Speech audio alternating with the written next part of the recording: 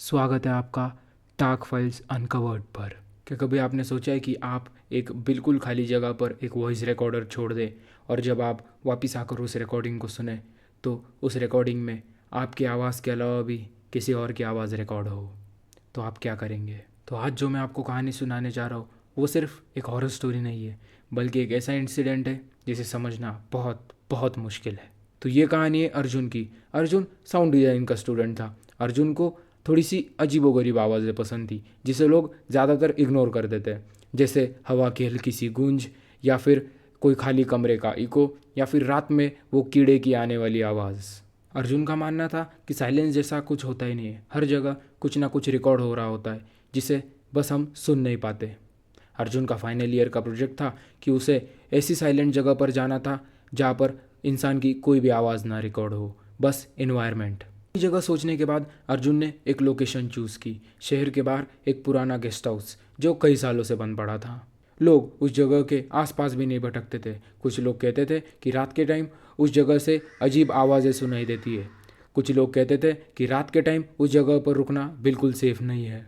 लेकिन अर्जुन इन सब बातों पर विश्वास नहीं करता था। अर्जुन के लिए ये सब सिर्फ मिथ्स थे और उसके प्रोजेक्ट के लिए ये एक परफेक्ट लोकेशन थी। एक शाम अर्जुन अपना रिकॉर्डर और बाकी सारे रिकॉर्डिंग के इक्विपमेंट्स लेकर उस लोकेशन पर पहुंच गया। जैसे ही वो वहाँ पर गया, उस लोकेशन का गेट आधा खुला हुआ था, जैसे किसी ने ठीक से बंद ही ना किया हो। अर्जुन जैसे ही अंदर गया, उसे थोड़ी हेवी फीलिंग होने लगी, जैसे उसे कुछ अजीब लग रहा हो।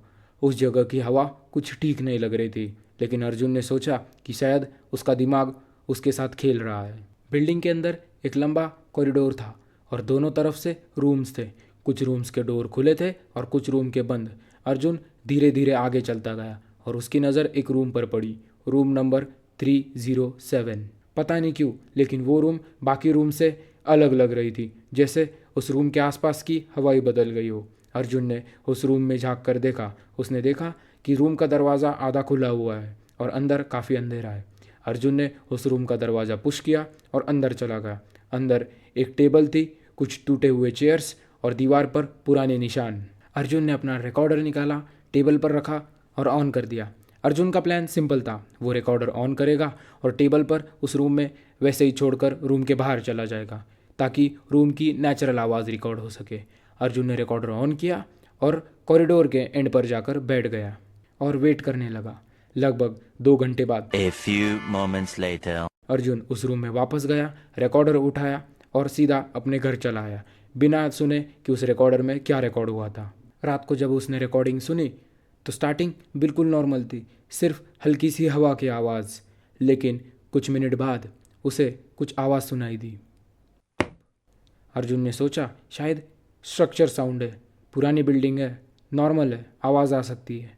लेकिन फिर दोबारा आवाज़ आई, जैसे कोई जानबूझकर सिग्नल दे रहा हो। अर्जुन थोड़ा अलर्ट हो गया और उसने वॉल्यूम बढ़ाया और ध्यान से सुनने लगा। रिकॉर्डिंग के लास्ट के 20 सेकंड्स में उसने कुछ ऐसा सुना जैसे कोई बोल रहा हो, कोई है यहाँ। अर्जुन का दिल 1 सेकंड के लिए रुक गया।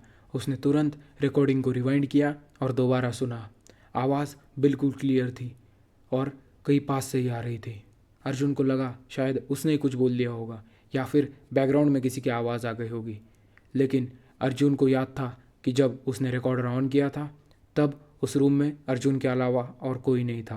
अर्जुन के अंदर क्यूरियोसिटी बढ़ती गई और अर्जुन उस रात सो नहीं पाया। अगले दिन अर्जुन ने डिसाइड किया कि वो उस जगह पर फिर से जाएगा और इस बार वो रूम के अंदर रुकेगा और सब एक्सपीरियंस करेगा। अगली रात अर्जुन फिर उस गेस्ट हाउस में गया, वही रूम, रूम नंबर 307। अर्जुन ने उस रूम के अंदर एक रिकॉर्डर ऑन किया और उस रूम के एक कोने में जाकर बैठ गया। शुरू के 15-20 मिनट बिल्कुल नॉर्मल थे, सिर्फ साइलेंस। लेकिन कुछ देर बाद अर्जुन को लगने लगा कि शायद उसके पीछे कोई चल रहा है, धीरे धीरे, जैसे कोई फ्लोर पर प्रेशर डाल रहा हो। अर्जुन ने तुरंत पीछे मुड़कर देखा, लेकिन वहाँ पर कोई नहीं था। अर्जुन ने खुद को कंट्रोल किया और वापस सीधा बैठ गया।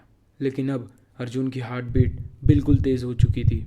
कुछ देर बाद अर्जुन को उसके पास से, बहुत पास से सांस लेने की आवाज़ आई, जैसे कोई उसके बिल्कुल पास में खड़ा हो। अर्जुन बिल्कुल जकड़ सा गया था। उसने धीरे से साइड में देखा, लेकिन वहाँ पर कोई नहीं था। और फिर उसके कान के पास एक आवाज़ आई, मत रिकॉर्ड करो। और इस बार अर्जुन कंट्रोल नहीं कर पाया। वो सीधा रूम से उठा और वहाँ से भाग गया। कॉरिडोर क्रॉस किया, बिल्डिंग से बाहर निकला और बिना पीछे देखे सीधा वहाँ से चला गया। लेकिन अगले दिन उसने हिम्मत करके रिकॉर्डिंग सुनी। रिकॉर्डिंग में उसकी हर एक मूवमेंट सुनाई दे रही थी, जैसे उसका हिलना और उसका सांस लेना। लेकिन उसके साथ एक और भी आवाज़ रिकॉर्ड हुई थी जो उसके हर एक्शन के बाद रिएक्ट कर रही थी, जैसे अर्जुन के अलावा भी उस रूम में और कोई मौजूद हो। सबसे डरावनी बात, रिकॉर्डिंग के एंड में एक लाइन सुनाई दी, तुम वापस क्यों आए। अर्जुन ने उस इंसिडेंट के बाद उस जगह पर कभी वापस जाने का ट्राई भी नहीं किया और अर्जुन ने अपना प्रोजेक्ट भी कैंसिल कर दिया। लेकिन आज भी उस लैपटॉप में वो फाइल सेव्ड है। लेकिन अर्जुन ने उस फाइल को आज तक कभी दोबारा प्ले नहीं किया, क्योंकि अर्जुन को एक डर था कि शायद इस बार उस रिकॉर्डिंग में कुछ और सुनाई दे।